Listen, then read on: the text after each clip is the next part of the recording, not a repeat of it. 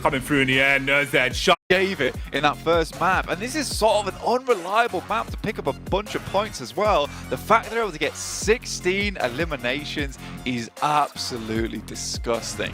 That's going to set them head and shoulders above a lot of teams, give them a great little buffer, and at the start of the day you're going to get happy about that. If that is a thing that starts you off in towards that top 3, and at the very least keeps you in great contention to get in towards that top 11.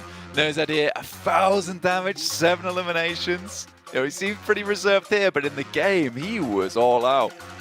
And that's what matters. If you've got the energy to be able to maintain composure off of the server and really just come out and play your absolute best, well, we can prove that with some of the numbers. The way that they were playing was incredible. Like you said, the whole time, NZ was basically the loose cannon that was able to hold down 1v2s, 1v3s, Icy being the point man, defending the backline. This was insane. This was actually a really good display of teamwork and just the caliber of skill that Stalwart have to offer.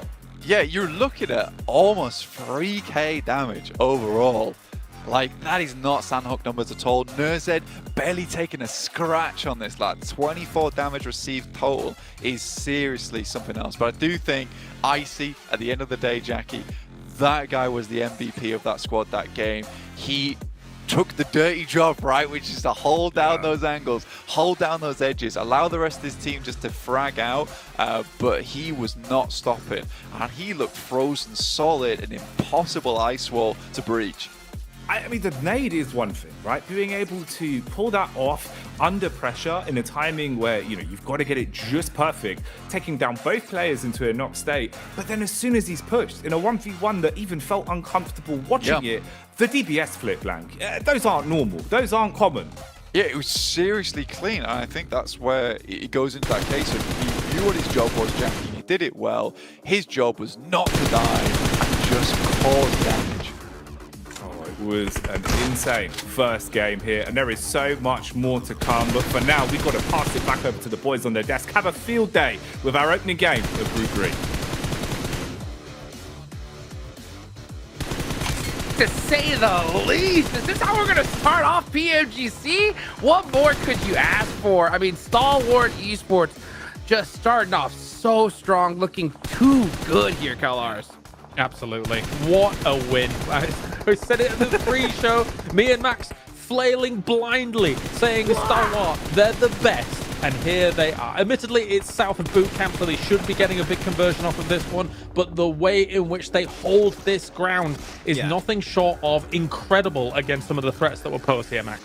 Can we talk about how 90% of the highlights were just Stalwart in this entire highlight section? But what a play, and especially the way they defend their position, because they go from drop in boot camp. By the way, very important, the hot drop didn't happen, so it's a double win. They win the game, they win boot camp for the foreseeable future, which is a great setup entering into the league stage. And I mean, look at that, 16 eliminations. Icy is technically the support in quotation marks, and he just kept Tiamba and Xavier solo in those buildings north of that mountain.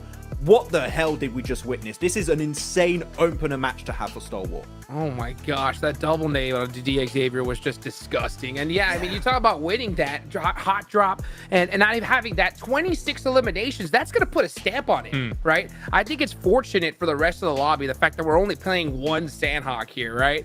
But I mean, what more could you really ask for on a start, Cal? No, absolutely. I think so. To go back to the Icy situation where he's holding off against the teams that were coming in from north of him, I think, and maybe this didn't happen, but this is my theory, he'd played that scenario over in his head about 10 times before it occurred. The reason that I say that, whilst we see the 1,000 damage coming in from NZ here, insane stuff, is because if you're a bootcamp team, you know as the bootcamp team how to approach the compounds just outside of bootcamp. So he knows that Xavier has very limited options to approach that kind of compound. So he knew exactly what to do as they were hitting. It was brilliant stuff.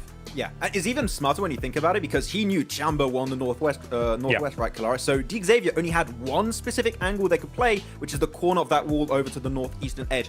Pre-nade it, double nade explosion right on top of them, and it gets the double knock. Is fantastic to see. And the amount of trust, too, we need to mention this, the amount of trust and strong team communication you need to pull off a split in a final position like this and to say, Icy, we're going to hold 3-4 teams on the western side, you're solo against Xavier and Chamber. good luck. And he just comes out winning that fight is just insane when you really put it into perspective. I mean, it's fortunate for them to be able to get this circle, right? I mean, they did, but the key is that they took advantage of it and maximized it. I mean, unbelievably so. I mean, it's crazy. Yeah, just little micro plays here or there. Like, imagine, Icy doesn't get that double knock. He goes down. Things could fall apart real easy, but these guys stayed true to their name, right? Yeah. Stalwart just being able to hold it down by themselves. And I think it kind of was really easy for Alpha 7 to just come on the east side and just pick off people on their way along and put some big points on the board as well. I can already see where this is going to go between the three of us here throughout this group green, where we're just gushing over certain scenarios, because I think we could probably talk about the Stalwart, the kind of split and how they hold it and all of these aggressive moves or aggressive defenses that they have for ages. But you're right. I mean, it's smart of them to give up the position where Alpha 7 kind of moves in on, right? You're not going to hold that whilst your attention is being drawn elsewhere. Allow them to have that. It's downhill from where you can hold up the hill. I mean, it does come down to a 1-1v1 at the end. So Alpha 7 played it great, but Stalwart understands that in the final circle, you have to trade resources, and your resources are your players in order to be able to get the victory. As long as we're getting a 1-for-1 knock, a 1-for-1 trade here or there, we can still win out these fights. Look, we love Top OK. Is he going to 1v4 Alpha 7? Probably not, Probably right? not. But even if, the thing is, it's a really strong approach too, because you mentioned it's a great strategic approach because you're not taking that risk. Even if, imagine Alpha 7 win that game, they steal the chicken dinner away from Stalwart, they still get 15 plus eliminations that match. That alone is a massive win for them to kickstart their adventure into the league stage. So, I was like, okay, they might not get the win, it might be Alpha 7, but even then, it is the best opener match you would get for your confidence and overall your points in the ranking. So, we could nerd about them for ages. It's Stalwart, okay, whatever. The funny thing is, it overshadows how ridiculous the start of this game is, Hot Juice, with the 3 hot drops. Yeah. Oh my gosh, that was ridiculous. And you know what? Gotta give a big shout out to Falcons taking out Mad Bulls. But you know what? We're getting this show on the road, baby. It's time for match number 2. Let's take it on over to our casters. Oh, if the first game didn't set you in the right mindset for what is about to unfold over the course of the next few hours, oh man, I don't know what we can do for you. The hot drops, the clutches, the insane defensive plays. Oh, it was all there, Blank. It was a treat. We're seeing the best from some of our squads already. And now we get into the more consistent portion. This is what we were teasing, right? The back-to-back Erangels. Yeah, the back-to-back Aaron goals are a really big deal. I'm loving this. What we're seeing on the screen right now is that all the boys from Stalwart after that last game all been brought back down to earth by their coach there, just talking them down, like saying, look guys, that was a fantastic first game, but you can't let it get to your heads now. It's probably going to be one of our harder maps to play. Starting Novo, it's not always the ideal position in terms of circles. I hope they continue from what I was talking about earlier, which is the case with their fast rotates off Novo, the circle heads up towards that northern side. Very important. Quest, on the other hand, looking a little bit more downtrodden. They went off versus Aegon I8 early on in that Sandhawk over towards Hatin, lost out the fight. It looked like it could have gone either way realistically, but got very scrappy towards the end, and I8's able to just pull it out the bag. But Quest, yeah, not ideal. For Zerich and the boys over at Mad Bulls, again, another team very similar to Quest there, Jackie. Losing out almost immediately over towards Ruins feels extremely bad. You can see with the body language as well, it's vastly different from what we had been seeing from them. Obviously when the pressure was off, when they were being able to show sort of that personality that we know they have, all being quite large characters inside and outside of the game, you notice how much that one's affected them. Because like we were saying, it's not just physically knowing, okay, we get nothing from Sandhawk, whatever, put it to one side.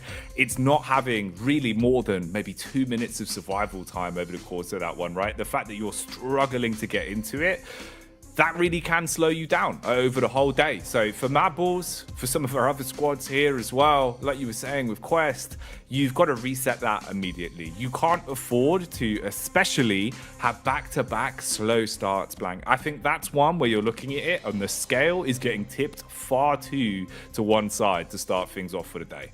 Yeah, you get really down in the mud at that point over on the first day as well, because you can just go from bad to worse every single time where you're just slowly falling off the cliff. And when you're at the end of the day, you're down towards 16th place. It's incredibly hard to drag yourself out. You have to grab a winch, tie it around a tree, and just hope to God that you can get that truck out of the mud, honestly. But you get to second day, the tires are spinning, nothing's happening.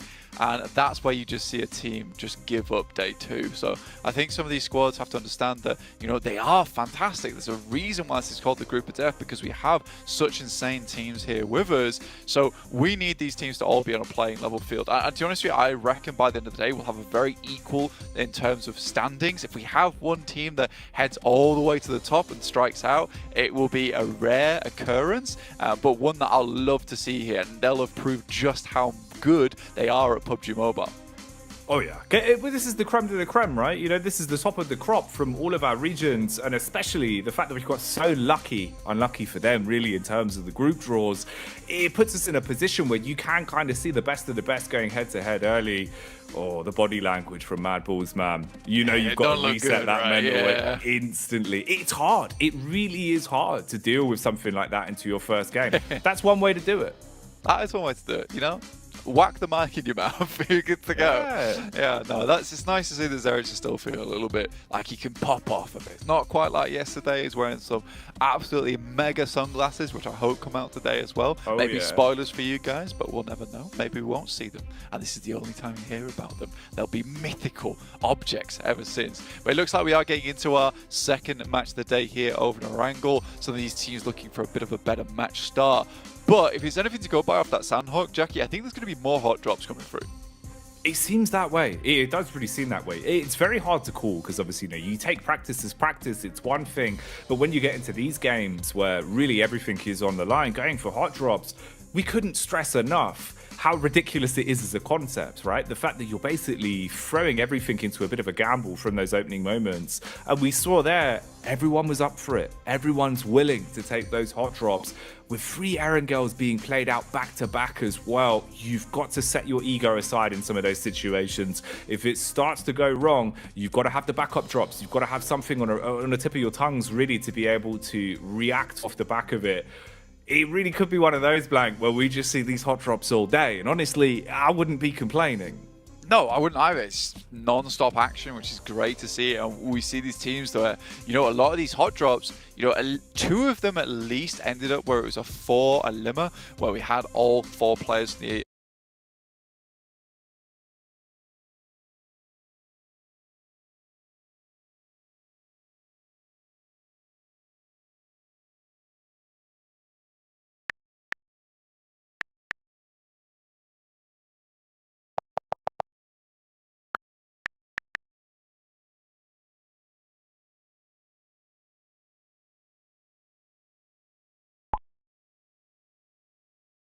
the other team.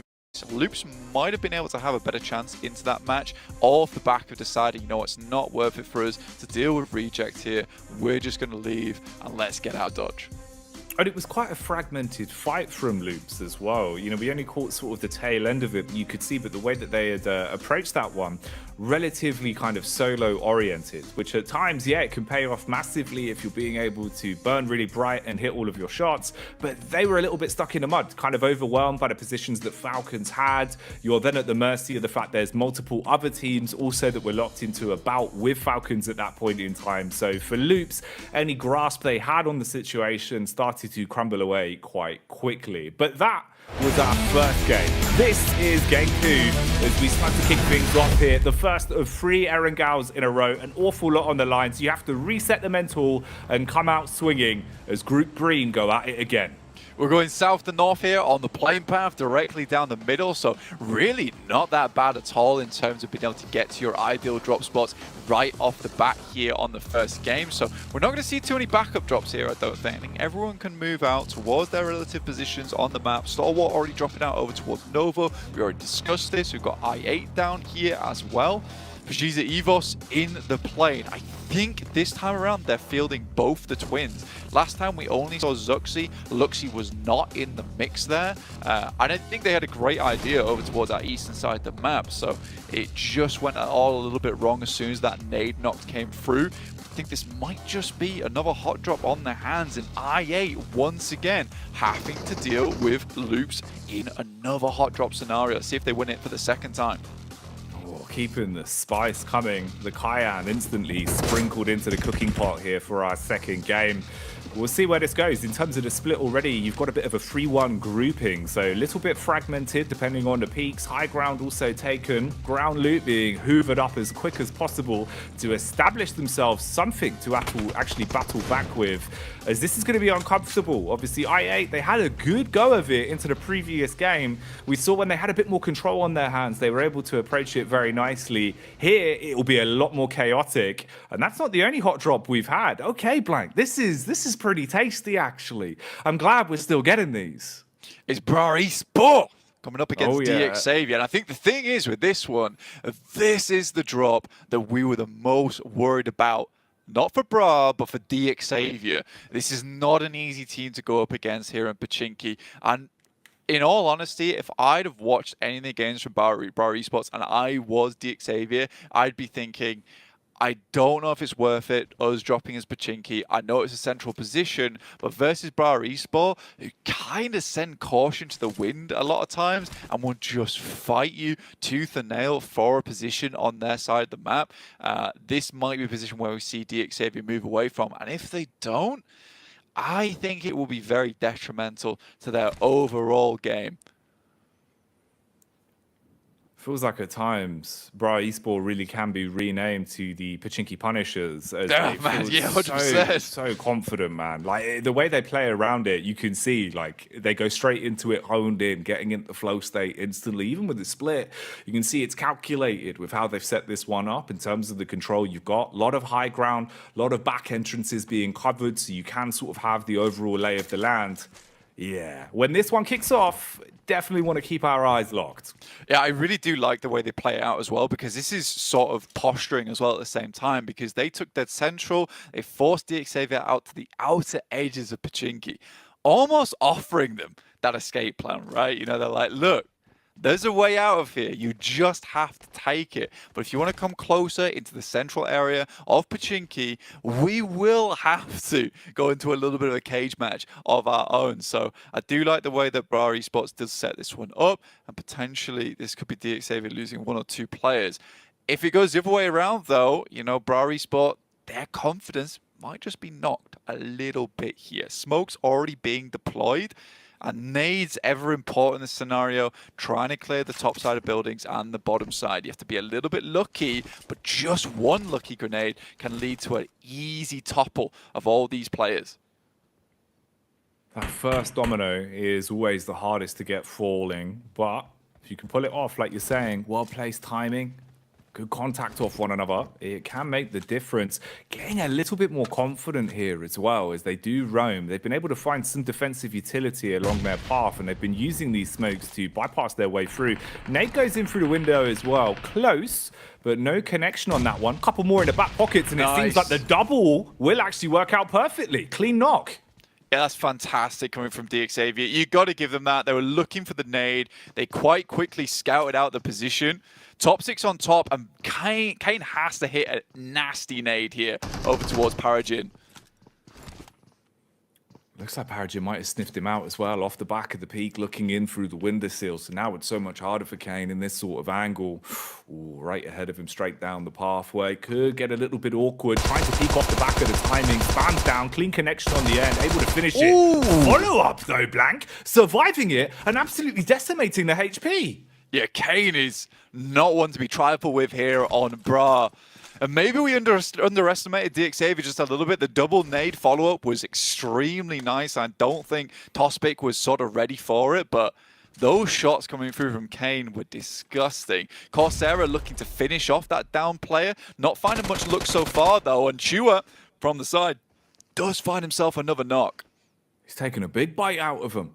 Coursera going to be struggling off the back of this one. Now you're down at an uncomfortable angle, and the pressure keeps on getting applied. We were saying just how lethal Bra Esport are in this sort of situation going into a Pmgc hot drop, but the longer it goes on, it feels like DX, they're going through the motions with very methodical play. The double nade was on point. They were smart with the read off the back of getting the opening tag. It came in swiftly. Since then, you've seen the peek back from Kane. Now the pressure's on for him to stay alive. But meanwhile, we get a bit of a fight kicking off here as we switch on over and see just what's going down on the hill. Clean connection elimination onto Reginocio. He's already knocked. Yeah, looks like we are seeing Reject just on the retreat right now, trying to run away as fast as possible. The lads on Malise Esports, not an ideal scenario for them, not able to get out there as quickly as possible. You know, you play towards very Pier anyway. You know, the pass outwards, not easy. And look at that. Bra Esport down and out, 16th place. And I think, yeah, it's safe to say we underestimated DXavier. Oh, yeah. One thing we certainly underestimated from them was just how methodical it was with those nades, mate. I think that's 2 of the 4 eliminations just raw off the back of utility damage with the double HEs they were able to pull out on that one. So grenades looking lethal in their hands. And you know how much of a boon that could be as well if they're finding their footing with it early on. So they survived the hot drop. They take up Bra Esports, the first full squad to fall.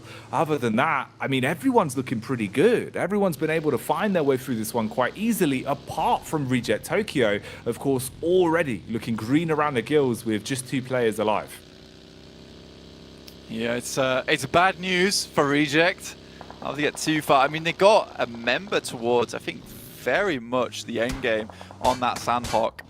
And again, this is somewhat more survival mode coming through for Reject so far. Gonna have to just try and salvage this game, get as many placement points as possible. But we'll see what happens. See what happens in the future. In the meantime, I'm looking over towards Gladiators, who have made a bit of a quicker rotation. Now, the last game was not ideal for them whatsoever, Jackie. Let's put it that way, right? You know, versus Alter Ego, going down to just 3 players, then trying to make a faster rotation, which I respected over on Sandhawk, only to met with overwhelming force from the side of Stalwart and Loops, who cut in from the side. I think there's potential here for Gladiators. They're just not showing us it yet. The question is when it will happen, if it ever does happen, because that sort of is becoming the main concern for Gladiators at the moment. It's scary, isn't it, as well? Because it does feel like at times Mad Balls and Gladiators both suffer from the same formula that is that slow start. It bleeds over, it lingers onto them, and sometimes not having that extra sort of confidence to instantly go in, to instantly kick off those kind of maneuvers can make all the difference when it comes down to gun skill. And as we've already seen here today, some of the gun skill that's on display is already on another level. You've got that clash of metas, that clash of regions. There's so much that's in the back of your mind. And if you can't just focus on your crosshair, you can't just focus on your plays, it makes a world of difference. You can certainly focus on the steering wheel, though. As for Icy, he has been bonneted and crumbled like a snow cone. Yeah, he doesn't go down without at least the last hurrah and tries to take out the vehicle underneath. But I respect that he got out of the vehicle, tried to stand his ground, but versus the bonnet of a UA doesn't always go well. Here's Mad Bulls versus Alpha 7. Zerich is down, likely to be flushed away there. It's just Fleek remaining. The solo god from the team, but versus Alpha 7, I just don't know how likely he's going to be able to pull this off.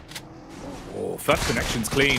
Trying to hit the drive, but can't quite do it. Good moves. Look at the way that he's playing around this. Hitting the crouch at perfect timing. Good for 2, but not enough to close it out. So Mad Balls again being picked to pieces there. Even with Fleek showing some fantastic footwork towards the end. And A7, you can reset from this. Yeah, it might take a sec, but you're going to be content. Yeah, you can get back up from this. Another 2 eliminations in the back pocket for them is absolutely ideal as well. Looking over towards the map as the moment, it's heading up towards Rozhok, and at the moment Pmgc Evos have a really strong position over towards there. They're currently holding down the warehouse on the top side towards that hill. They've also got a couple of outposts down towards that south edge too, so they're maintaining the information coming through on that side of the map, and it does look like it is going to start to center towards that position too. So a bit of an urban finish would be a nice one for the first angle of the day, so we'll see what happens here. Again, that is just going to be a massive mass migration from a lot of teams trying to fit their way in towards that spot of the map. But again, we still got a couple more stages before we can be absolutely certain. Falcons on a rotate back round, trying to save their mate. And they put the foot down, pedal to the metal as the pain will come out off the front of the car.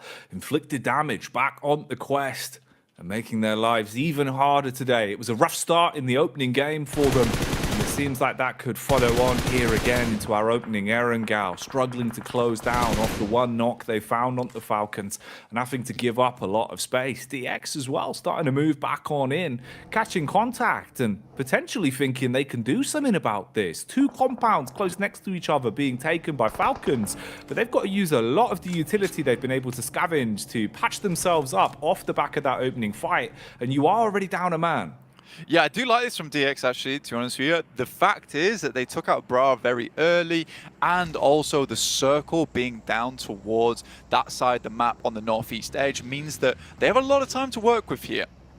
And a lot of times, if the circle's over towards Pmgc, you want to sort of huddle up, get some better positions, maybe all head over towards Church itself.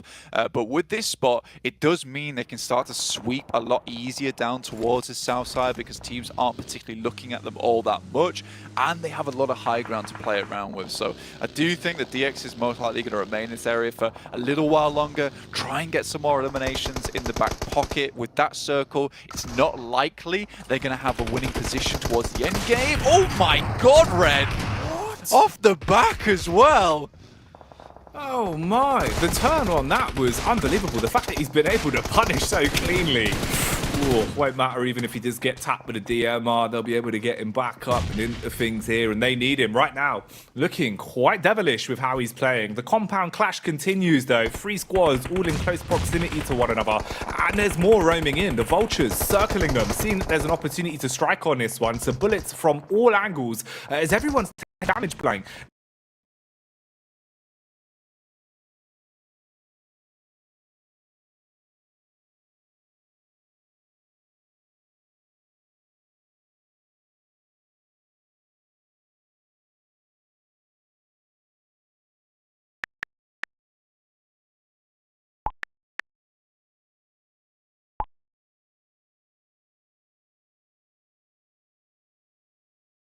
A big fight. Looking like a Roadstock finish right now, but still not definite until stage 4. In the meantime, Alter Ego taking down a couple of players of their own. They've got a nice setup down towards this south side. And Stalwart keeping it very chilled out over towards the eastern gas station, waiting to make their move.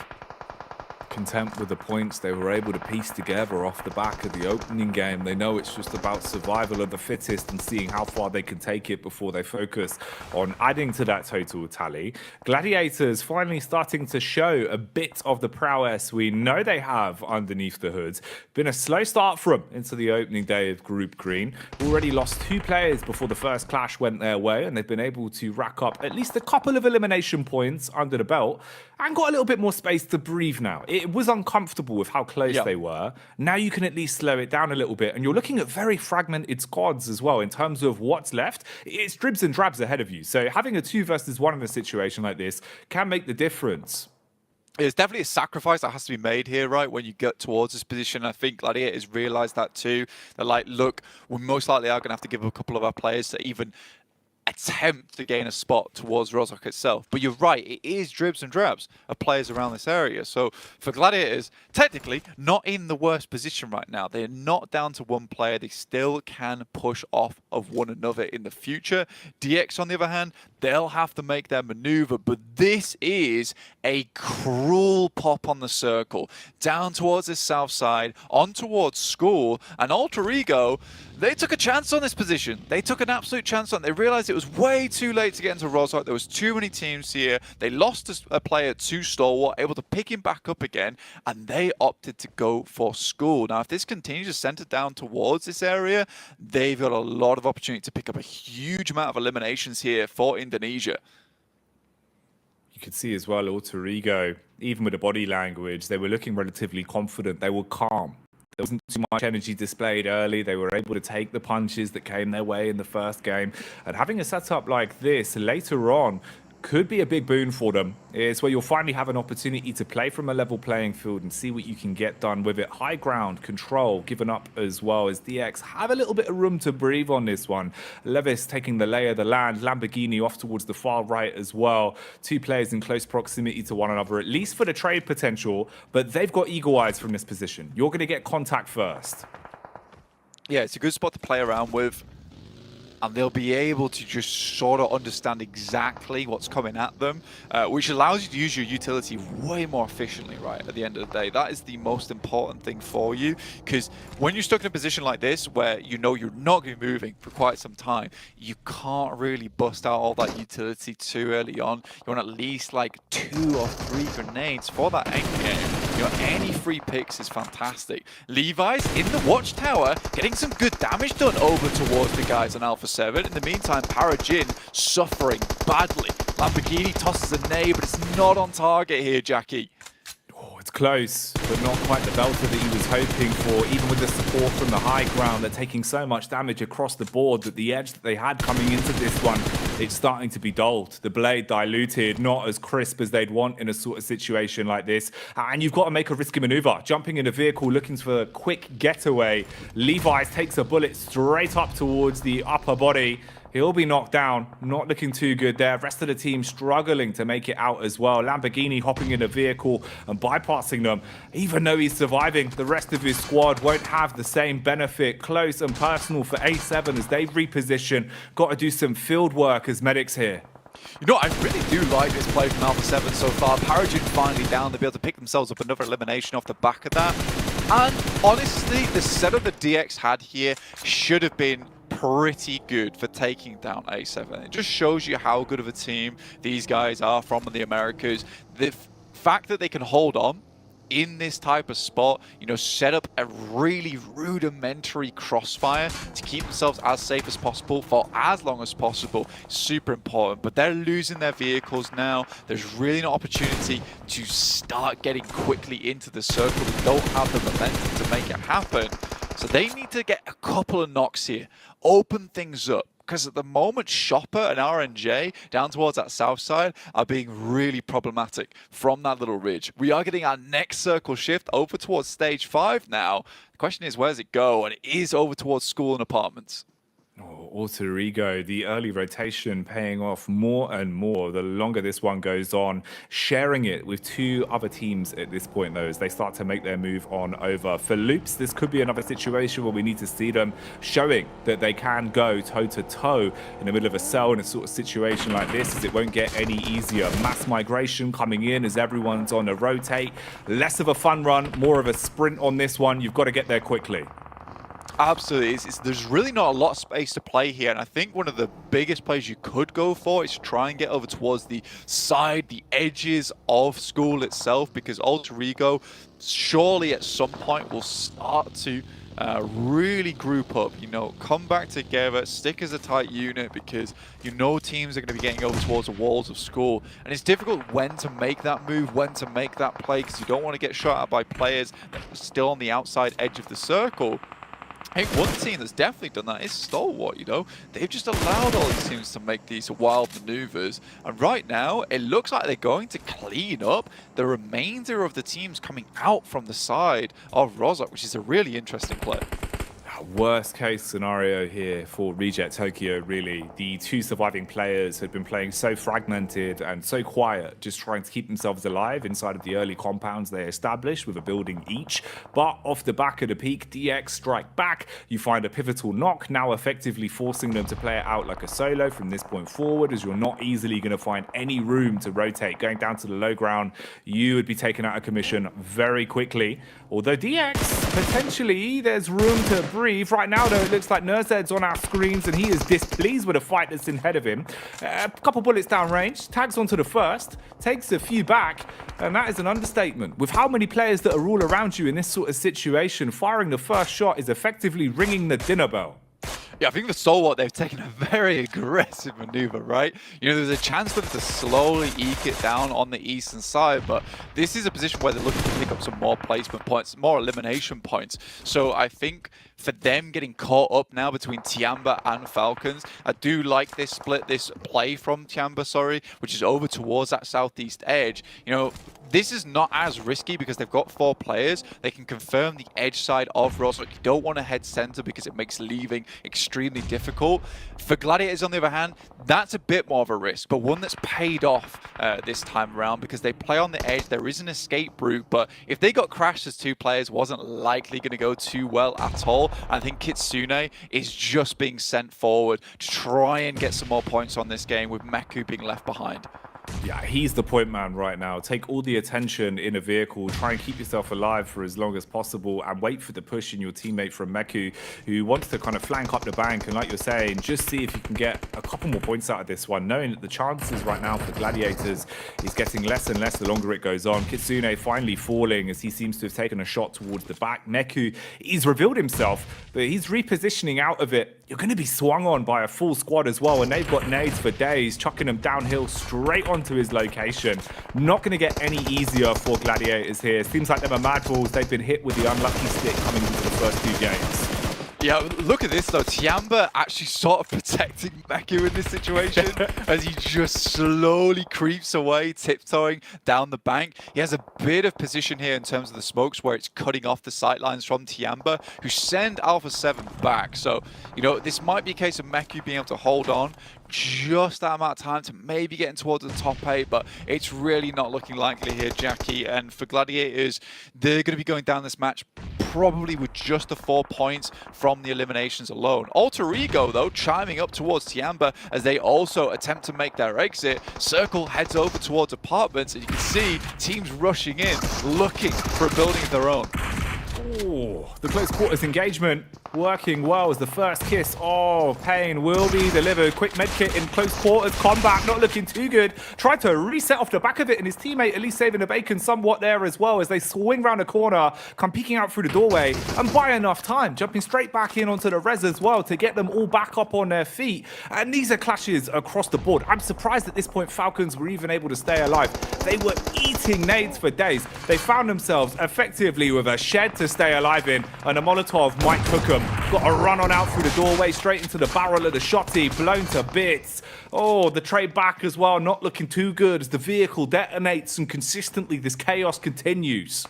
Goodness me, he's just basically looking for breadcrumbs at this point in time at the end game. Meku actually getting a little bit further into this match is super surprising. He's in the points position now where he starts to accrue some of those placement points, so good for Gladiators, but again, it's that classic salvage game for them, which is not what we want to see. Alter Ego, they do take a knock, and once again, it's Alpha 7 just pushing their way through difficult scenarios time and time again.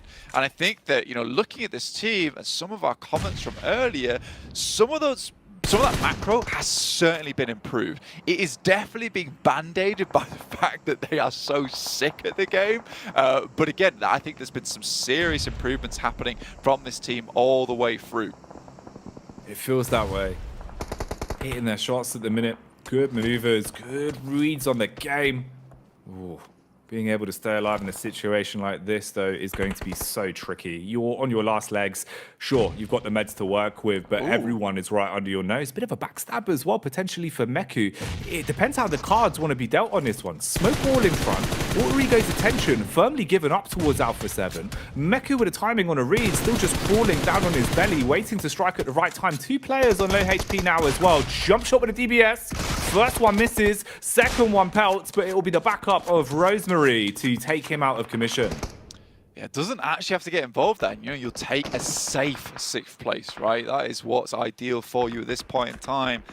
Teams move down towards the southeast side. This has not been an easy game. Circle's been all over the place. I mean, the way we've seen it, you know, it moved north, and then it slowly moved up towards that northeast on Rozok, and then it's just edged its way back down towards apartments. So no one's really been able to make a very good call, which is why a lot of teams are down on players to 3 or 2, because they've had to scrap for position here. The only team that currently has 4 players in their squads is Loops Esports, who's one of the earliest teams to get into towards apartments early on. Every single other team has suffered, and they'll suffer again, Jackie, because look at this circle. It is mean. It's absolutely obscene. Good luck getting in. The bouncer will only allow a few people inside at a time, and it doesn't look like everyone's ready for this one. It won't be a bit of a dance to the death, it seems. Ooh, close quarters engagement again, though. Nurzed, we know that he's a bit of a solo dolo, but he's got to be a big don in a situation like this. SMG in close quarters engagement being run down 1 versus 3 effectively as space is being taken off him. Backs off through the window. Keeping a UMP in his hands as well. Has some nades to work with, but that's not the way you want it to go. Instantly struck upon as he hits the deck and should be down for good. Yeah, I mean, CEO Layers, which has been playing a marvelous game so far throughout this entire thing. They send Nurzed down towards a position to give them at least a little bit of an anchor point to play around with going forward. That's Meku down. Tops will spot him out there, but a 6th place, you'll take it. With 5 eliminations, it's at least some points going forwards. Now, Stalwart technically have a really strong spot. He is out on the edge at the moment, but he has great sight lines. They can control a lot of these teams that likely will have to battle off against one another as they leave. But in future, there's really not many areas for Stalwart to head to, and I think that their vehicle's completely burnt out. So the game would have to end right now if Stalwart wanted a chance. Either way, they've accrued some elimination points, a top 5 position. It is good consistency from them. It is. It's still rolling with the punches, right? Even if overall the situation with the team doesn't work out perfectly, still being able to hit their shots and looking warm with the DMRs as well. It's not as easy as it looks. Some of the pot shots we're seeing come out with that mini 14, making it look like a major 14. And it continues again here as the misery continues. Another shot back over. Rosemary feeling the pressure now. That's a really good shot coming through there. It was just almost instantaneous. Mythic very low. There's a couple of meds still remaining. Tempting to use him at this point in time. But just going to try and let his stims pick him up a bit more whilst he knows he's still in a fairly safe position. The circle's going to move in now, and this is where Stalwart will have to leave. Good opening from Chua, and he's waited for this moment too. Understands that now things start to get to a point where Loops have to leave this building. So getting a knock as the circle starts to close really does hamper them quite a bit. It's the nades as well from DX that have been so impressive to watch. Even there, you could see the calculated effort of using the opening grenade into the top floor, establishing damage, molotoving down onto the lower level where you know they're going to try and resituate themselves. Really clever stuff, Blank. The lineups have been on point for them. This isn't looking ideal, though. Got to be quick to get back in. You've got a thin smoke wall ahead of you. Yeah, I mean, that's all they can do is set up the smoke wall to try and get further inwards. Still taking shots back at them, though. Tops does get knocked. I think that'll be action out as well. They tried to get that smoke train working, and I think it could have been better if it was a case that that vehicle was not unassailable. Dude, it was so slippy. Someone had absolutely buttered that thing to run around the thing at the end. Covered it in grease, yeah. And they couldn't get a grab on it. Didn't bode well, so it means that we tick down into the final 4 squads. Some of them looking chunkier than others when it comes to the HP across the board. A lot of damage done in the battle of attrition. Only 2 of the 4 squads looking like they've really got a lot of longevity left on this one. Close quarters engagement as well here with Loops sharing the compound with DX. Man's up top. They've got control at the bottom. Rosemary with a wide swing, hitting the shot and going for the quick get up on his teammate. Yeah, this will be a serious haul coming through from Chua, and he has to do a lot here. 3rd place is a big jump up in points, but it is a 1v3 he's looking for. He's in the perfect building, the perfect room to make it happen, spraying players down as they come through that smoke. More nades coming through, and they're just sliding through the windows here, Jackie. They just cannot get them on target, and he's still looking for some more. This is madness. It's all about playing the angle and the timing on this one. Every pot shot he takes here is audio for them to know that he's still in position. Smart play, drop the nade in, go in off the back of the timing from it whilst he's popping a heal, clean up onto that man, shut down DX, and stop their reign of terror right here, right now. For Loops, the benefit to that is also the fact you now have control of this compound. One of the last buildings that really have much of a defense left for them, but shots are still landing. Alter Ego taking the pace from the back pocket. We see the peek in that's actually ruined Loops on this one.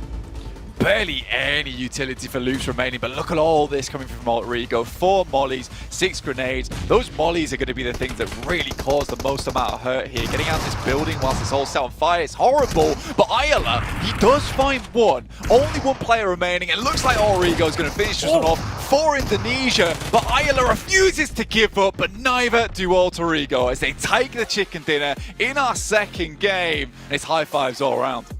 Oh man, that's an intense final fight. The way he was playing it, you could see he was still confident they could squeeze out a win on that one in the closing moments of it. But Alter Ego in the end taking the second chicken dinner of the day and playing a blinder to a degree. Some of the nades we saw coming out from were really crisp. And the moments of the final fight there as well, being able to prioritize getting your teammates up, playing off each other, but still finding shots whilst they're being absolutely belted with bullets is insane. Alter Ego looking really crisp on that one. Yeah, I think it's a split-second decision at the end there because we were talking about the utility they had on board. They had a lot of mollies to throw down, but I think because that building was going to be in for so long on stage 9, the blue zone would have been the real killer. So I think that what they decide to do is that, look, we just have to push this pretty much raw at this point in time. In which case, Ayala with that shotgun, he gets a lot done with it, right? But in the end, it's Alter Ego with those overwhelming numbers that get it done properly. They don't all flood through one door. They move to all sides of the buildings, move through the windows as well, and that's what will lock it down. And this is what we're looking for from this team as well, is Rosemary. This is one of the biggest additions to Alter Ego in a long time as well. For Indonesia, this guy's a real standout player. 1,137 damage is pretty much what they're requesting from this guy majority of the time, and it's nice to see the rest of the team stepping up as well. Octa particularly had some great wide swings. Oh yeah, he was giving it the big one on some of the contacts he was taking. But you're absolutely right, man. I mean, the whole squad again there, pulling no punches in situations where they need to play smart. Look at the difference as well. Actually getting the recap on some of the stats here. When it goes into the nades that were used, they had an abundance of them. 14 grenades, 29 smokes, so defensive and offensive being played to a T. DX as well. I think we got to give them props there for the double nade lineups they have. The way I think they had 3 or 4 knocks just off the back of double nades, that's hard to choreograph, but it looked so clinical. Yeah, but as well, look, them taking down Bra Esports is a really, really big statement, right? That's a stamp on the first game where Bra Esports now, look, you come into a PMGC tournament like this where you're saying that you're the big dog, you're the big gorilla in the lobby that no one wants to fend off against, you lose your first hot drop, it's not ideal. Right, well, Alter Ego taking the second chicken dinner, so let's get back to our Alter Egos on the desk. Take it away. Where to go, but it's important when you go in a game like this, right? If you're thinking about Alter Ego, holding off school, you've got teams like Gladiators and Alpha 7 eventually trying to crash into this position on the walls, which is technically a smart place to try and crash into, but Alter Ego knows. You need to take them out to then be able to transition away from school effectively. And they knew exactly when they had to move away from school as well. Just wait until Star Wars is gone. Then you have perfect opportunity to move into the north side of those final circles. 21 points here for this match over to Alter Ego. I mean, the game plan too, you saw 29 smokes used right for the side of Alter Ego. Just outlive the entirety of Star Wars Esports, then you can send Octa to that rock, you can send the other players to those little strong positions in the circle, and you can just pick up the players. And absolutely overkill play, by the way, Kalaris, who do have to say, them sending it in the building to chase down loops. Unnecessary, but I live for those moments. They're like, you know what? We want an extra bunch of eliminations. How about we full send it? And it actually works out. It was a bit risky, but it worked out. It makes me scared when an S12K beats a DBS, but you know, I'm not sweating anymore, Hot Jukes. I'm fine. It's okay. Good. I mean, when I saw Rosemary pushing, I was like, what is he doing? What is he doing? Wait for your team. Wait for your team. Calm down. Ayala, I mean, almost clutched it there. And that's the thing is that, you know, at this stage, you can't give any player, not even a single one, room to breathe, or they'll take advantage of it, just like we saw one of the Stalwart esports players do in that Sandhawk we just saw. And speaking of Stalwart, they still got 6 points here, right? And that's what we like to see, you know, when they don't have a particularly good rotation, they're able to still put points on the board, and they were able to, you know, evict Falcons from that shack and did the best with that position. Overall, I mean, this competition is heating up more and more as we take a look at the head-to-head here, Max. I mean, I love the fact that the two players that get 1,000 damage first on these first two matches, you've got, of course, Nazerd from Stalwart, and now you have Rosemary of Alter Ego Ares.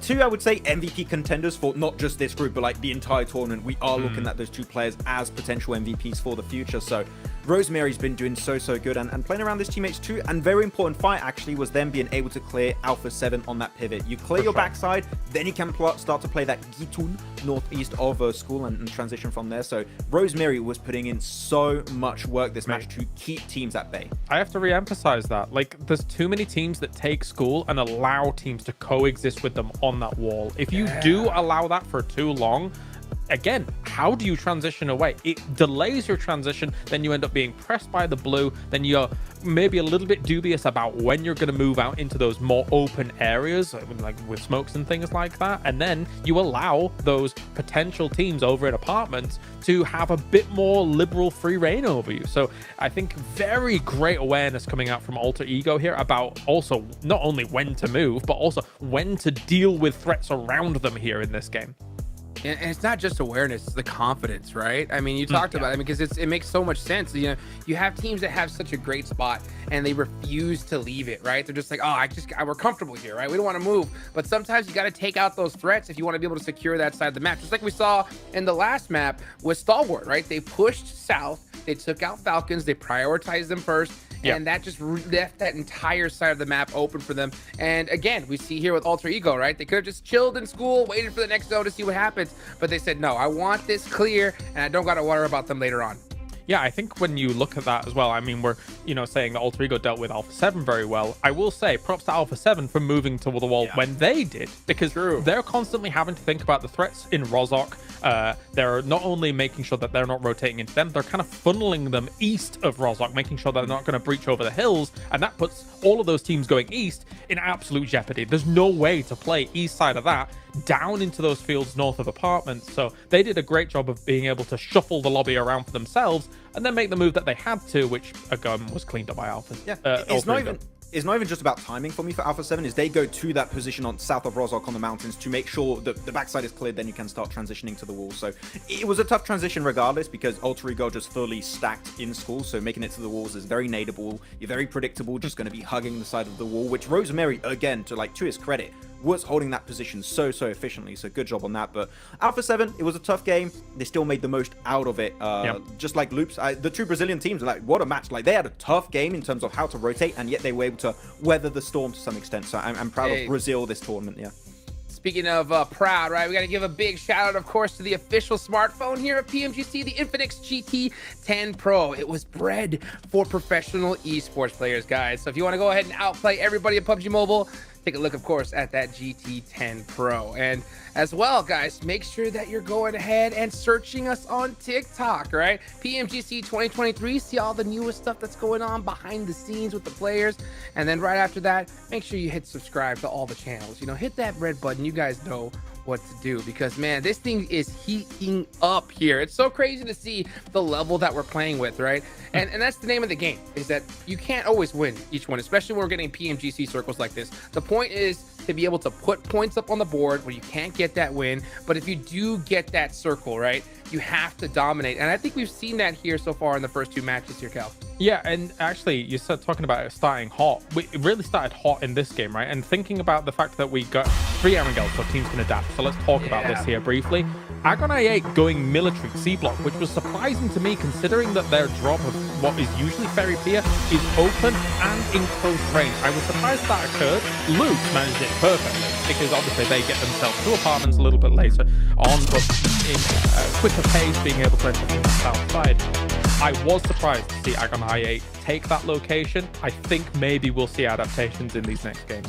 And actually looking at bootcamp too, right? Xavier fighting the side of Brat Esport, and they just lost so quickly. Parajin had one of the most amazing nades in that fight. So I do wonder, maybe Brad is going to hurt their confidence a bit in this match, and maybe want to try and change it up a bit in Pmgc. Well, you know what? Speaking of change it up, let's go ahead and take a little bit of a break. We got to cool off, and we'll be right back.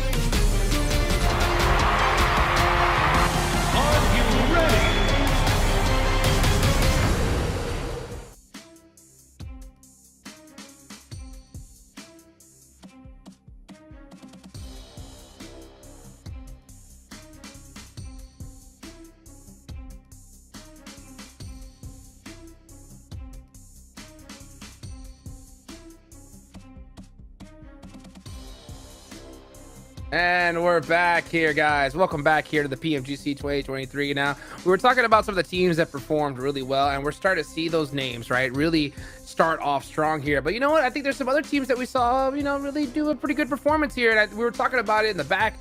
Melise, Maxman, I know you had a lot to talk about them. I mean, we didn't expect them to win Turkey, right? And doing so well in the PMG, in the Championship of Europe just a few weeks ago now, and being able to transition their way they have done it in this match on the eastern side into Apartment was impressive. It was just very reserved, and as we know, Kalaris, about this team, they like to be aggressive when it makes sense. They just tone it down until the moment they really need to start going all out in those fights. But Kiss You in particular, what a fight. And Reject, what a flex from Sarah. Oh my god. Oh boy. He's been going to the gym. Woo! He has been flexing all yesterday in rehearsals. He's flexing here now as well. He loves it. He loves it. Them gains.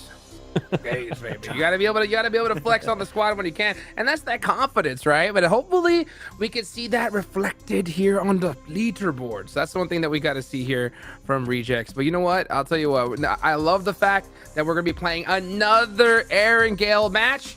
And it's about to get underway in the next couple of minutes, guys. Let's go ahead and take it on over to our casters. Oh, that's right. Back to back to back. The second of the three. This one's the sequel, Blank. Sequels, do they normally deliver or do they leave a little bit to be desired? What do you reckon? I think this one, I don't know if it can top that last game, to be honest with you, because it was so rough in terms of the macro, in terms of the rotations you had to make. I think it was real scrappy. What it might deliver is one team that actually makes the best rotations in this map and probably should deserve a chicken dinner off the back of it, because I think that last game was very random and you had to fight tooth and nail. If you made the wrong play early on, like going into Rozok, you just lost. If you made the crazy play of playing an apartment because you thought to yourself, we got here way too late, you got yourself a decent game off the back of it. So it really wasn't your typical Erangel there. And a lot of our better teams were just sort of looking for some of those survival plays at the end of it, where they were heading towards the side. We saw Stalwart, they headed towards that shack. It was likely that they never were going to leave from there, so they tried to get as many points as possible, get as high up into the tables as they could. It is quite good as well. I know we've been joking about it a little bit, but Reject Tokyo, man, seeing them dropping some big flexes, showing off the biceps. I'm right there with you, boys. I want to see them pulling some of that out on the map, right? Dealing a bit of damage on Aaron Girl. It felt like some of the plays we'd seen from so far today, it's been a little bit underconfident in some of the situations they've been in. Need to rep themselves a little bit more, especially now, because you've kind of got the shaky ones out the way, Blank. Sandhawk, we take that for what it was. First Aaron Girl, it was chaotic and absolute carnage for a lot of our teams. This is where from this point forward, now really you're getting to the halfway point of the day. You've got to talk about consistency. You've got to talk about being able to maximize how many points you end day one with from this point. I think no more room for error. I'm looking at Mad Balls in that sense as well. They've had two very unlucky starts that have resulted in them kind of crumbling away a little bit too early. All of those squads have to reset now, even for Gladiators as well, right? At least there you had a few more elimination points to squirrel away, but that's all it was, squirreling away the odd nut for Winter. Yeah, I think for Gladiators, despite everything, right, getting towards that position in Rozok, getting two players towards there, and at least getting Meku out as the lone survivor, to get themselves, I think it was a fifth or a sixth place, it's not bad. It's not bad by any stretch of the word, but we do want to see a bigger game from them. But Reject, yeah, more flexing in the game, please. I think it's safe to say that the technical ability, it certainly isn't up there with some of the other teams we have in this lobby, and that's fine. That's fine. I think that this is a great learning ground for them every single time they make it to this position in the global tournament of the year, right? And I think that the main thing we see from Reject every time they get to this global tournament is they're happy to be here. We see some of these teams that look a little bit downtrodden, they look a little bit nervous, but even on not the greatest of games, you're seeing Reject keep that mentality high. And I think that's really important, because you will see some teams that technically, once again, are better than Reject, just do so much worse than them because they don't keep that mentality on board, right? They crack early on. Yeah, you've got to be able to just take everything that comes your way one step at a time. And hang on a minute, I think we can take a step back into building the narrative that seems to continue as once again the Pmgc Punishers going head-to-head versus DX that might actually lay more of a claim to the name off the back of the way the hot drop went last time, Blank, as it was explosive. Big nades, big plays, they picked up all the pieces they needed and owned Pmgc. They were the landlords. They were the landlords. There was a slow start to it though, right? And I think that's what we're seeing the difference maker here is that Bra Esports taking a bit more of an aggressive role within this engagement, right? You know, they're peeking, they're making sure they've got the weapons to go close range early on, they're smoking out, trying to gain some more ground. They didn't want to let DX get too much control early on to start just filtering out these positions where they could be and then go from there. So I do really like this from Bra Esports. They're switching things up. It's not a case of just doing the same thing again and losing to DX off the same playstyle. They want to try and psych this team out.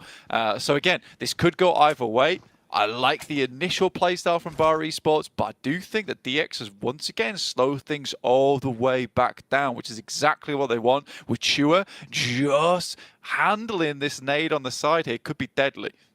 Yeah, that's what my eyes were already honed in on as well. The second you see him being able to find a little bit of utility, there's Bra Esports bouncing that back up. That's a lot of information, Blank. Now you know they're a little bit more fragmented, and they're starting to turn up the tempo with it. Might have actually caught him under contact, doesn't get close towards the door, playing on a windowsill himself, so he can drop off if he pushes in.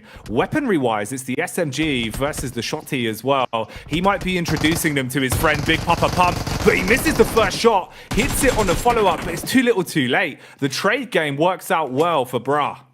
Immediately looking for the refrag there is Kakali. I like that from him. You know, spots out these players. Lamborghini's got a long nade, so they get themselves down the stairs. This is so well done coming through from Bra Esport there. They even go for the refrag. They know they don't want to peek it on their lonesome. As soon as they got that information off the back of that nade, Jackie, they knew there was a player up there. They isolated him. It wasn't quite the double nade over the top side to blow him out of the water, but it still did the trick. So I really do like that coming from Bra. And this is what makes you a good team that can make it to the PMGC. It's been able to switch things up on the fly, right, with a snap of your finger.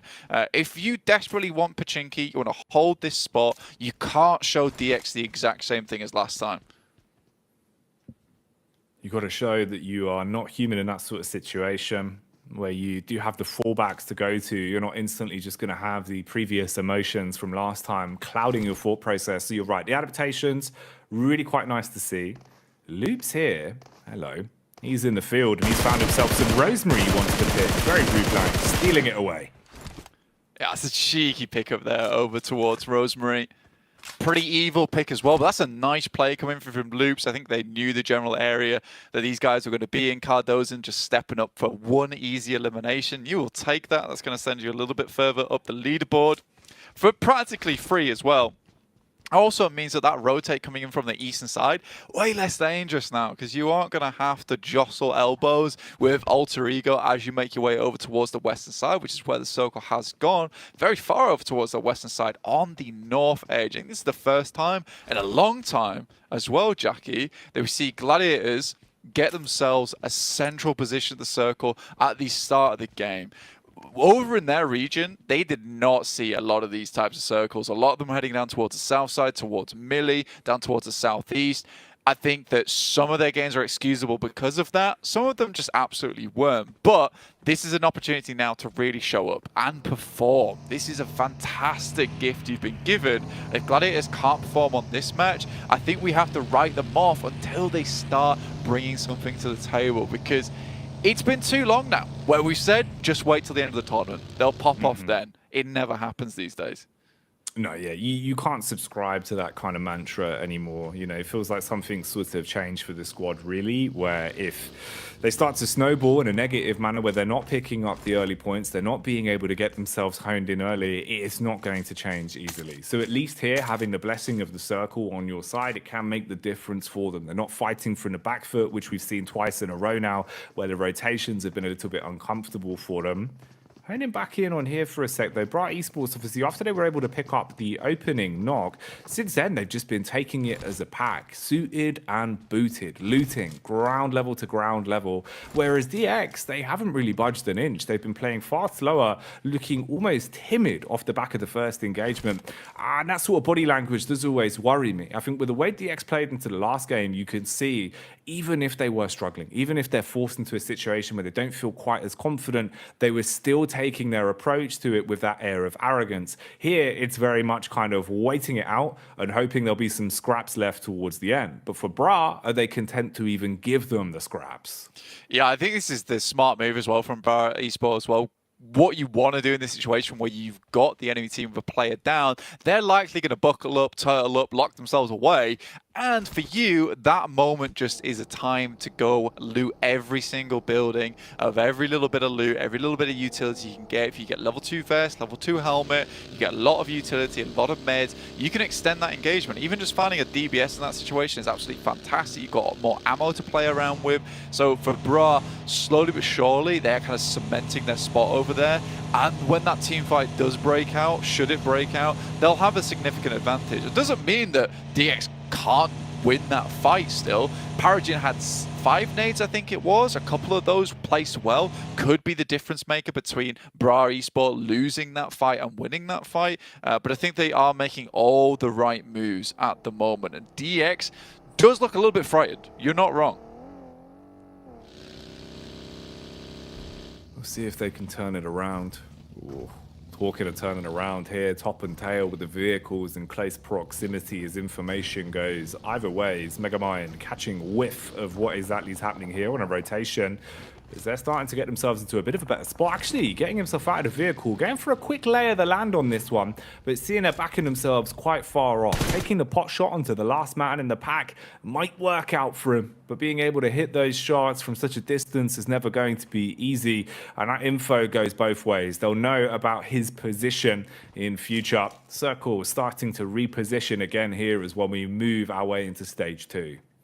Gladiators taking a pretty dominant position over towards Everest side, but they need to move further north. They have already cleared out Kratos. They can slip back down towards that position of the map, but a lot of space now taken up towards shooting range, and where currently Alpha 7 is playing, who has pretty good control over the bridge side. So Gladiators might think about getting a move on, heading up towards that north side, picking themselves up a decent position to play in. EVOS is already in box compounds. They've got that locked down over towards that eastern side, not getting past them too easily as they set up the barricade. Tiamba, on the other hand, just taking it slow. And I think that's what they do most games right now. It's what they did over in their region as well. Just kept things nice and slow.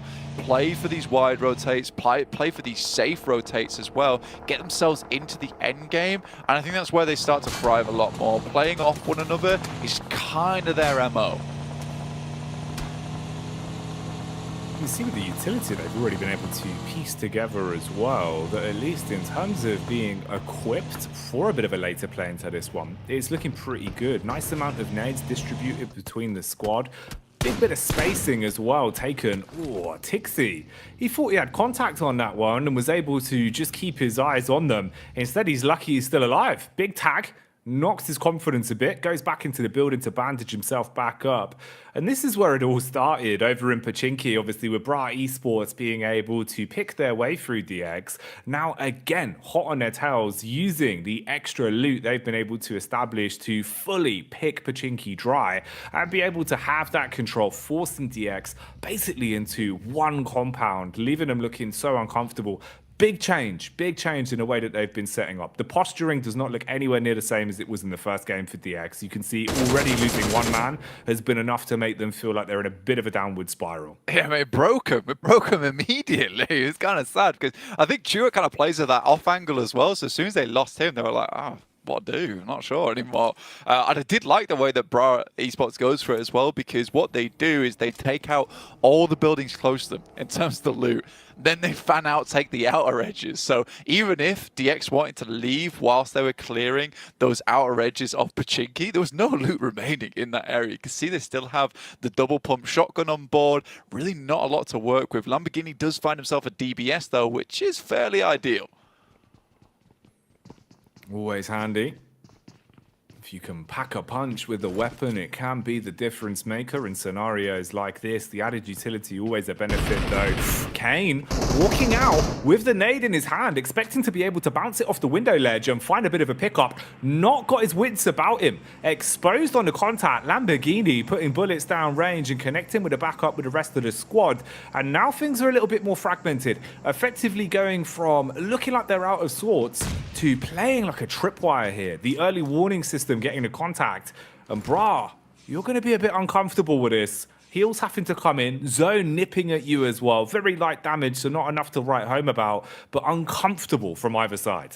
I think they're sort of relying on the fact that they don't think that DX has picked up too much meds off of a lot of these buildings, because Bra's the one that's been cleaning them out from top to bottom. But I do think it's a cute little bait that comes through from Lamborghini on the upstairs. Makes it very difficult to push over towards him. Carly finds him in the window. Now just Levi's remaining, as well as Paragin off in the distance. Thing is, you're surrounded though. For Paragin, yeah, he's far enough back that maybe he can make a bit of a getaway on it, but even then, you're just playing off the back of committing that both of your teammates are going to be left.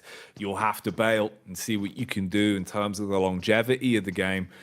He's got a lot of confidence, though, lurking his way around. Doesn't want to give up the rest of the squad for free, as he'll still bide some time and wait out for long on this one. Rest of DX going down the longer the clock ticks on, as Lamborghini is trapped. Levi's eating the nade as well, and Paragin probably realizing this one's cooked. Yeah, toss pick. Carves him up as well. I think Levi's just went down to the play zone, in fact, sadly. And Paragin, again, is what I was talking about. They've just got no meds on board whatsoever. And Paragin, the only one with one first aid kit, that's it. No stims, no nothing. Just a bunch of nades he was able to gobble up on his journeys through Pmgc. And for Bra, I think they should be fine for a little while longer, but this doesn't feel like they're playing the game, right? They're not playing the overall game. They are playing for Pmgc. And this is the type of team that is scary. And we're going to kind of come back to those points we made on the last game, is the fact that you don't want to go versus Bra in Pmgc, because they will confirm on this spot no matter what. They will make your lives hell to play.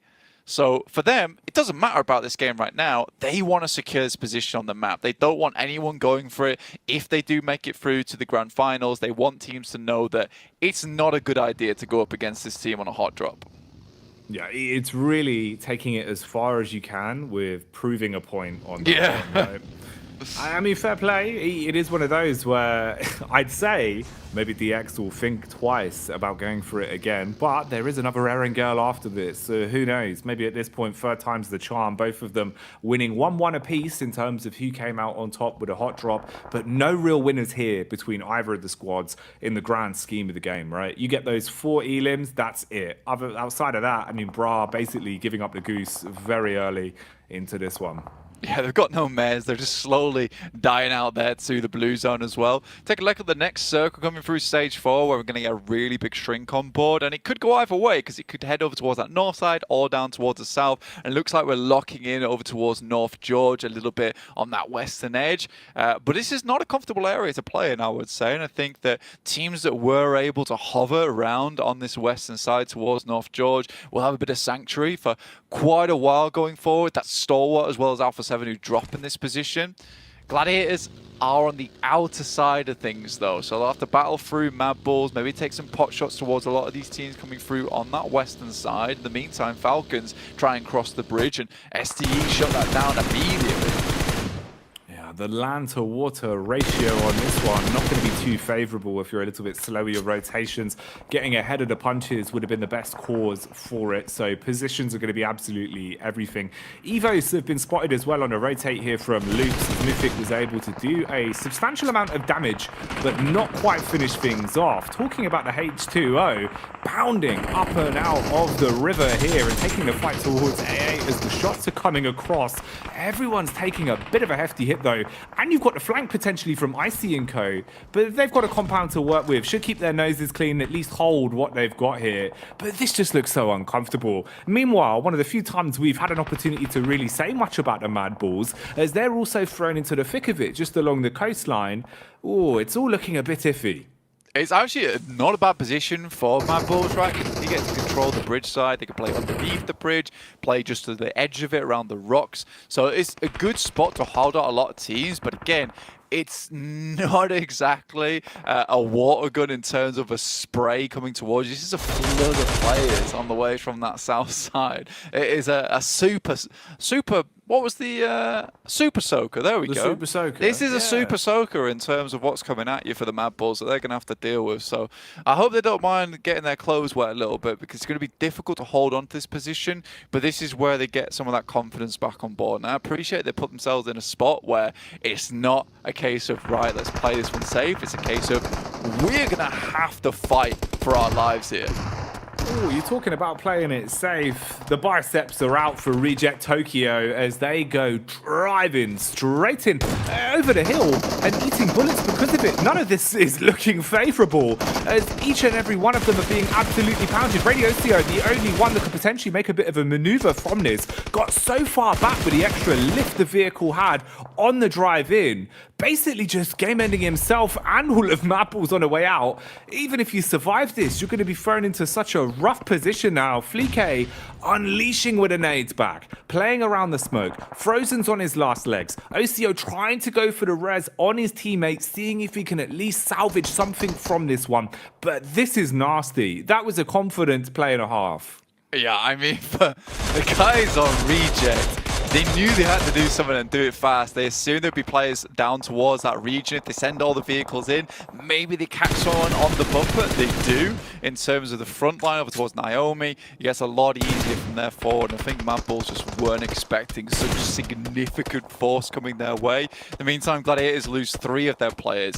And I think that comes down to them trying to go for the safe. You know, they go to the compound, which is in the dead middle of nowhere. You're essentially hoping for a circle shift at that point. They do a little bit of scouting Everest, but nothing too intense. So when they end up having to leave, a lot of these spots are already taken. So for Gladiators, again, it's one of those positions on the map where it didn't have a lot of longevity. It was just a lasting spot.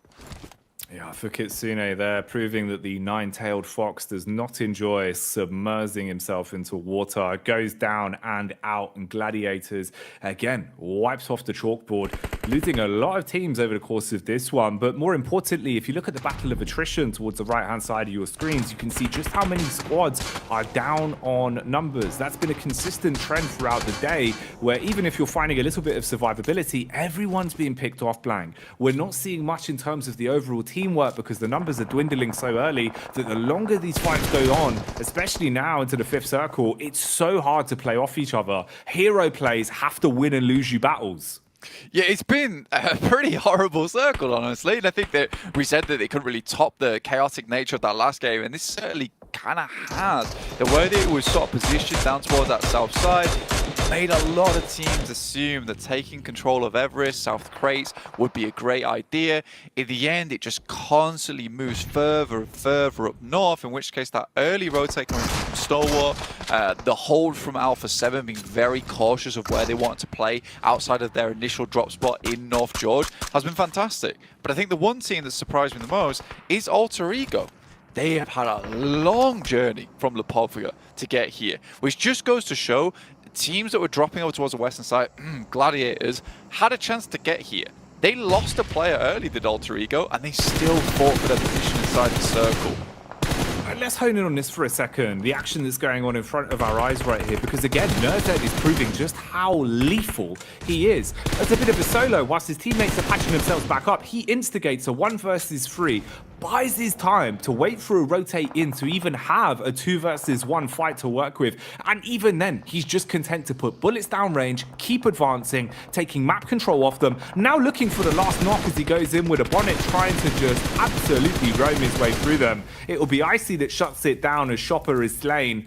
But man, Stalwart, they're looking so aggressive. And that's 5 more elims to the total tally of points they've already been able to establish. Lest we forget they took the first chicken dinner of Group Green as well to start today. They are looking so good when it comes to individual confidence. Nerzed, I can't wait to see his stats towards the end of today. It just makes their life so much easier, right? When you've got players on this team, it's what we're talking right at the beginning of the day on the show, right? Is that Action Top, great players, but they needed more support. Nerzed and Icy, 2 fantastic additions to the team. Icy being this player that's going to lock down spots for you, and Nerzed, who is happy to take the initial engagement whilst waiting for backup coming through from Action and Top so they don't get split off together. It's so good.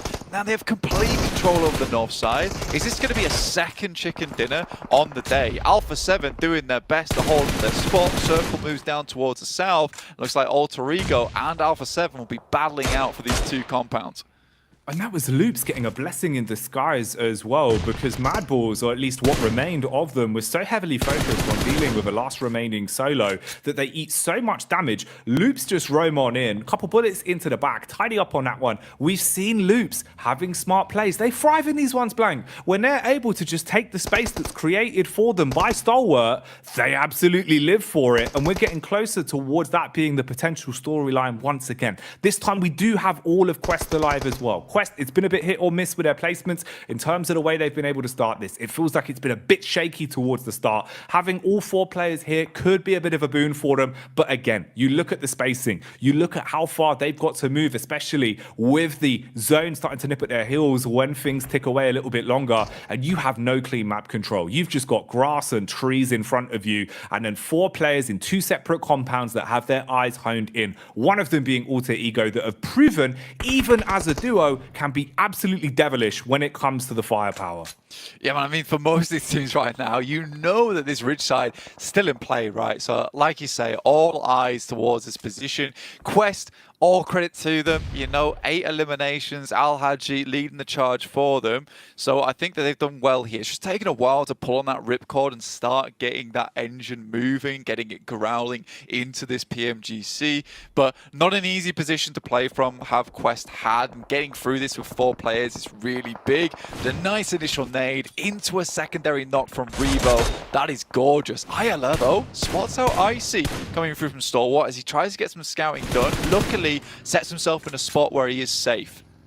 Man, all eyes on Ayala as well. Some of the shots that he's been hitting, be it DMR or shotgun, he is always up for the task and has been so good in terms of his tracing and his flicking. And it's quite impressive. Normally you see those sort of aim styles not really, translating too well for some of our players. You either excel in one and struggle a little bit on the others. He's an all-rounder, content to pick up whatever's in front of him and really find some good shots with it. So still being able to third party at the prime opportunities, adding a little bit more each time towards the Loops dominoes as they move on up to 6 eliminations from this. And this has caused issues for Stalwart, a side that looked like they were really the driving force behind the game, now being absolutely peppered, closing the gap in as they start to advance deeper towards this compound as well. Again, Loops unload onto them.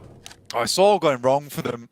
They had so much control over that northern side, and I think they tried to claim too much space. This is a fairly open area. Cardozen, though, gets absolutely mowed down by a couple of mini 14s. And we're talking about Ayala, how good he was with them. But look at the control coming through from Mafioso and Carrillo from this building at the moment. It's given a bit of a lifeline for the guys on Stalwart. Might have given them just what they need to potentially still be able to make something out of this. Leaving us now into the final 4 as our squads have been whittled down. You're looking at manpower. The only side that actually has 4 players alive and kicking on this one is going to be Alpha 7. In terms of the spacing as well, at least they can play off each other. You've got cover, you've got map geometry that will be favoring you. That's not really the same sort of situation for Stalwart now. It gets a lot harder. The vehicle being the only boom, potentially going for a bit of a 2-1 split, using the car to draw attention, whilst the other 2 players make a bit of a move to keep themselves in it and getting a lay of the land. Compound control still firmly in the hands of Alpha 7, though they're content with this one. Quest, there where we left them, down towards the ridge side. Huge smoke wall up ahead. pushing in for the 2v2. The only fair fight they might be able to find on this one, but that's up against Alter Ego. They've got nades to work with. The shotgun to bait out the first nade takes a little bit of damage, Blank, but at least got spacing. Could be a good nade coming through from Fnatic, but he peeks a little bit too wide here.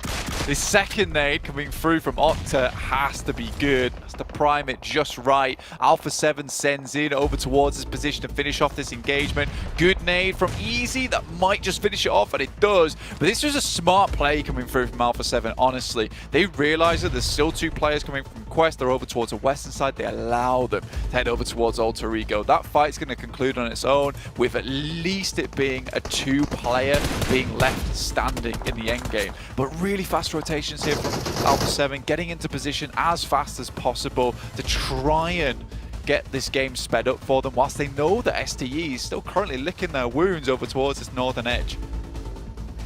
It is a mean core that remains alive for Stalwart, though, with both Icy and Nerzad alive and kicking on this one. Utility-wise, it's there. They've got the nades they'll need to work with, and a few meds sprinkled in. The nades being pulled out here again, though, is Easy. Makes the life hard for A7. Doesn't want to give them an easy chicken dinner on this one. Closing the gap between the compounds. Teammates been revived as well. Shotgun blast through the window. Tags up on a windowsill. Sanab having to back off from the commotion caused. Nades whizzing by him as well. This is an angle where the DBS can still be so lethal. It's all about just hitting the shot first. He's got to play this one perfectly to buy his teammates time to work with. Big damage back over as well onto the rest of them. Wide swing around the corner, Blank. Cleaves his way through him like a butcher knife. Senab is doing so well here because the rest of the team is dealing with STE, preventing him getting any closer. The fact that he holds that down on his lonesome is so important. Unluckily, though, during all the chaos, Action and Nerza gets in. This is what I was so happy about earlier on, is they spot this commotion. They see the fight's taking too long. They take the opportunity to get up towards Wizard Tower and this. And with that, they get the circle too, Jackie. Couple of nades remaining. They have to be big. They want to cause chaos in the backlines here for Alpha 7. Has to be clean connection. Nades are worth their weight in gold in a situation like this. Last of the stims being used as well. 2 remaining in the back pocket for Nerzad. Tops himself up, gets the heart pumping. Action on the reposition. Has nades to play with. Molotov can be primed if the push comes in. Nade a little bit late on the timing. They've got their way up the stairs, taking a 1v1. They can't quite find him though. What? Hello? He's step his way around him. Eventually strikes back with a shotgun. Action. What is going on? The numbers now dropping. Nerzad taking a close quarters engagement, diving up on top. Here's the one pump onto Cernab. They're turning this around, Blank. He's aggressive to try and close it. Is this going to be the second time Nerzek closes down a game, spots a player, flushes him out? The upstairs is amok with chaos for Alpha 7 at the moment, but this Molotov's been passed through from Icy as he starts to join the fight now, Jackie. Icy. He's going to turn the heat up on this one. Molly to keep him trapped in. Dive out the window through the back line. Quick peek onto Icy. Trying to connect the shots, but it's too little, too late. Icy pumps away. They will fall down. And in the end, finally securing that one again. It's Stalwart with their second chicken dinner of the day as the celebrations come out. And damn right, Blank, they deserve that one. This team is absolutely crushing it right now in the PMGC League stage. It's unbelievable. And you look the way these two players move off the back of one another, just completely outclassing Alpha 7. The team that's kind of known to be absolutely horrendous to go up against when it's close and there's DBSs involved. But Icy on the back line drops the Molotovs through, threatens with the presence of that utility. Nerzed steps close up to the wall. They're not sure when he's going to pick.